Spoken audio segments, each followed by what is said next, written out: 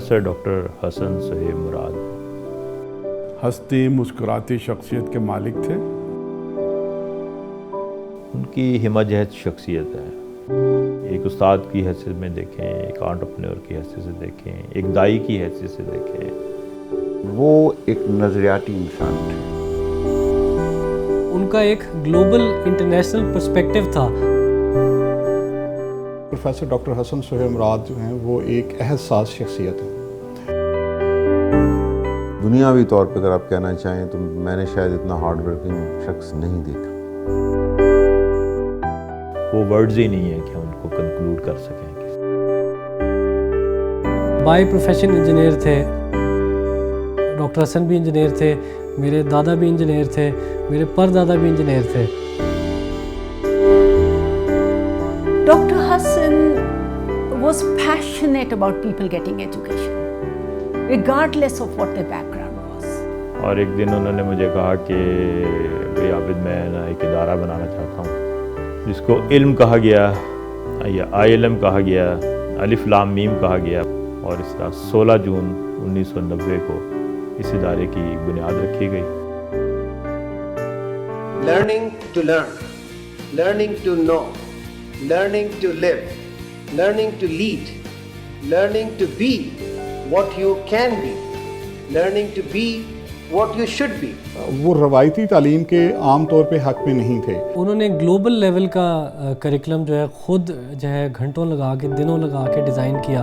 वो ये कहते थे कि इस बामकसद तालीम को इंटरनेशनलाइजेशन के साथ अलाइन किया जाए, और ख़ास तौर पे यानी क्वालिटी को बढ़ाने के लिए उन्होंने PhD प्रोग्राम पे तवज्जो दी।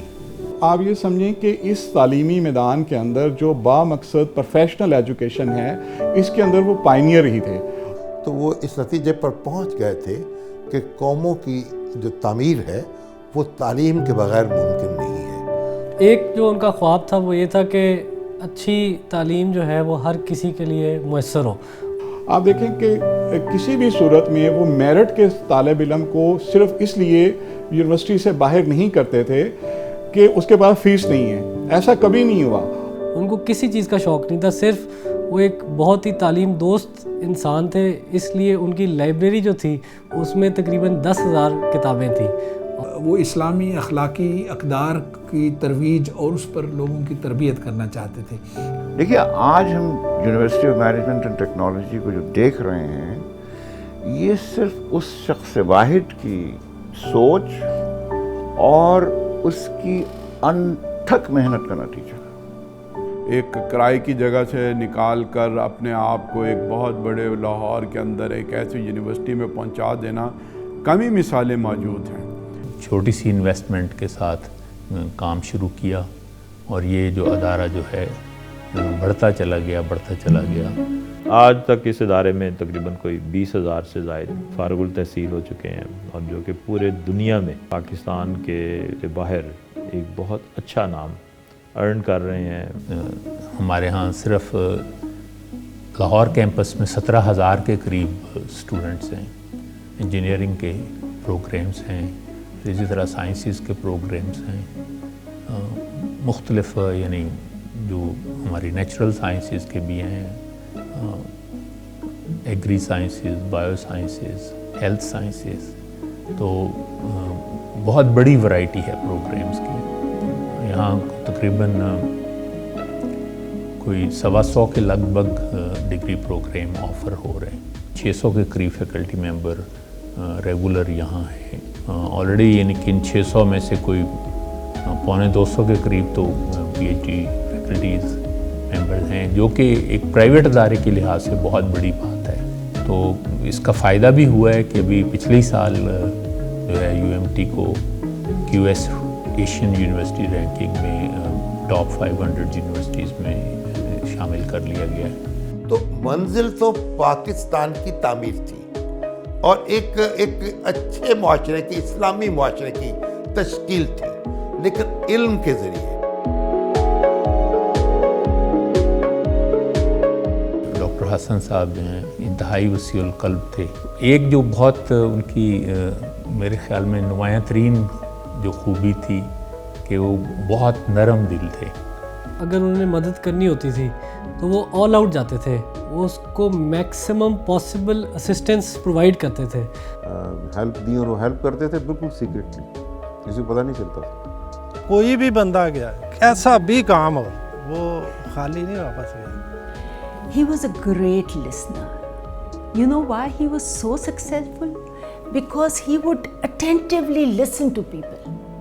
He would let you be, and at the same time he would know what is happening on the campus.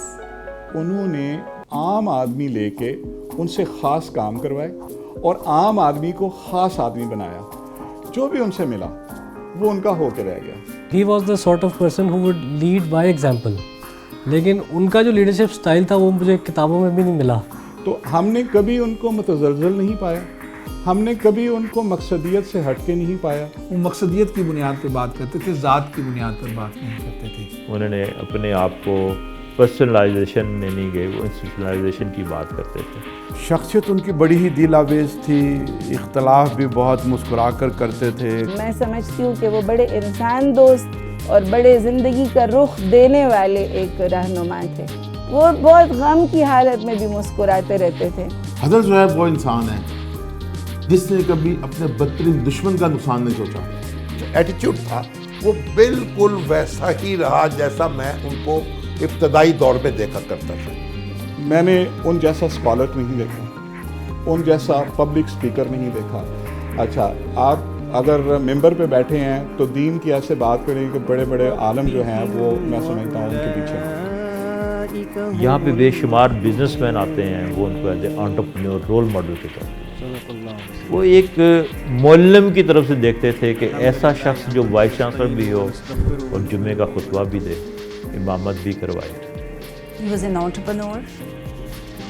He was an educationist, PhD management, an engineer. ایک ایسا دوست جس پر آپ ہمیشہ کے لیے فخر کر سکیں. I think as a father he was probably the most perfect father anyone could ever wish for.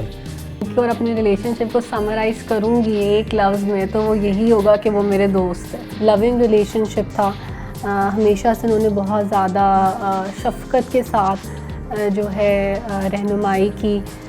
رشتے کس طرح سے نبھانے, خاندانی رشتے, جو سوشل ریلیشنز ہوتے ہیں وہ دوستوں کو کس طرح سے نبھانا ہے, بڑے لوگوں کو کس طرح سے نبھانا ہے, بات چیت کس طرح سے کرنی ہے, اگر کوئی بات کسی کی سمجھ نہیں آ رہی اس کو کس طرح سے ڈیل کرنا ہے, وہ سب میرے خیال سے میں نے اپنے امی اور ابو سے ہی سیکھا ہے. ایز اے ہسبینڈ وہ بہت اچھے تھے اور انہوں نے مجھے بہت عزت دی اور بہت میرا خیال رکھا, پھولوں کی طرح رکھا ہوا تھا.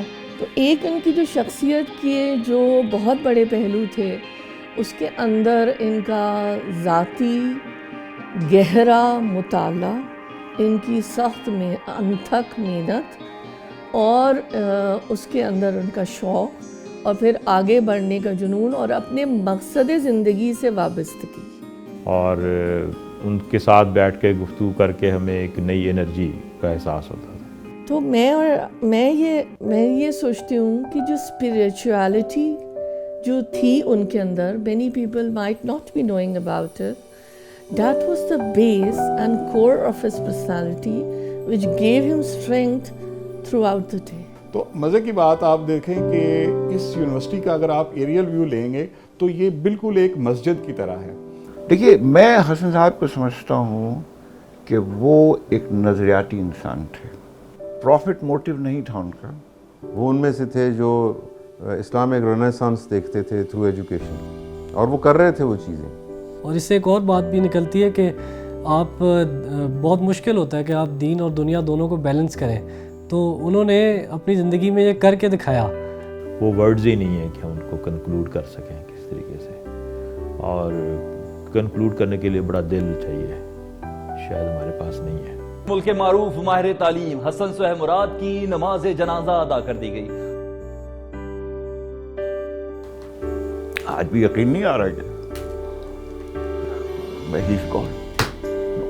ان کا انتقال ہمارے لیے بہت ہی زیادہ یعنی میرے خیال میں یہ شیٹرنگ قسم کا وہ معاملہ تھا، یعنی ان کی عمر مجھ سے بھی کم تھی۔ مطلب یہ کہ میرا تو زندگی کا ساتھی چلا گیا نا۔ بچھڑ گئے مسکراہٹے بکھیرتے حسن، چمکدار موتیوں کی وہ قطار نہیں ہے۔ ہمیشہ میرے ساتھ تھے ہر موقع پہ۔ تو میں آج ان کی بہت کمی محسوس کرتا ہوں۔ All the time, I miss all of him. I just look at UMT so I start missing him. اس جگہ کو میں غور سے دیکھنا شروع کر دوں UMT گرین کو، تو مجھے لگتا ہے کہ اس کو ہم نے اکٹھے بہت دیکھا ہوا ہے، تو مجھے لگتا ہے کہ ہی از اراؤنڈ۔ میں جب تک زندہ رہوں گا ان کے لیے دعا کرتا رہوں گا۔ اور آخری جو ان کے مومنٹس تھے اس میں بھی وہ ذکر کر رہے تھے، وہ تھے انکانشیس، بے ہوش تھے، لیکن زبان سے ان کے اللہ کا ذکر جو تھا وہ رواں تھا۔ اور ان کا جانا اس ٹائم صرف UMT کا لاس نہیں ہے، نیشنل بلکہ میرے خیال میں انٹرنیشنل لیول کا لاس ہے، اور اسلامک کمیونٹی کا بہت بڑا لاس ہے۔ حسن کے جانے کے بعد جو خلا پیدا ہوا ہے وہ بہت بڑا ہے۔ صدمہ ہوتا ہے، لیکن ظاہر ہم مسلمان ہیں، ہم یہ سمجھتے ہیں کہ یہ جو جدائی ہے بہت عارضی جدائی ہے۔ قرآن کے اندر بار بار اس کے بارے میں نقشہ ہے کہ جب اللہ تعالیٰ سب انسانوں کو دوبارہ اکٹھا کرے گا تو پوچھے گا کہ دنیا میں کتنا وقت گزار کر آئے ہو، تو پھر عقل مند آدمی کھڑا ہو کے کہے گا کہ یوم نواد یوم، کہ ایک دن یا اس سے بھی کچھ کم۔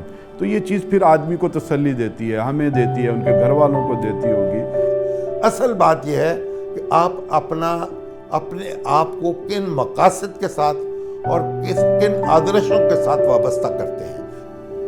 اس کے لیے ہمیں کوشش کرنی ہوگی کہ ہم جو اس کا شعور تھا، جو اس کا وجدان تھا، جو اس کی عقل تھی، اور جو اس کا اخلاق تھا، جو اس کی انسان دوستی تھی، جو اس کا تقویٰ تھا، جو اس کا زہد تھا، ہم اس کو ہر ایک نقطے پہ اس کا اتباع کریں۔ گائیڈ لائنز ہمارے سامنے ہیں، ایک ویژن ہمارے سامنے ہے، اور ایک ایگزامپل ہمارے سامنے ہے، اور سکسیسفل ماڈل ہمارے سامنے ہے، صرف اس کو فالو کرنا ہے۔ اور علم کو علم کی خاطر اس کا حصول کیا جائے، اور علم کو اس کے فروغ کی خاطر کام کیا جائے۔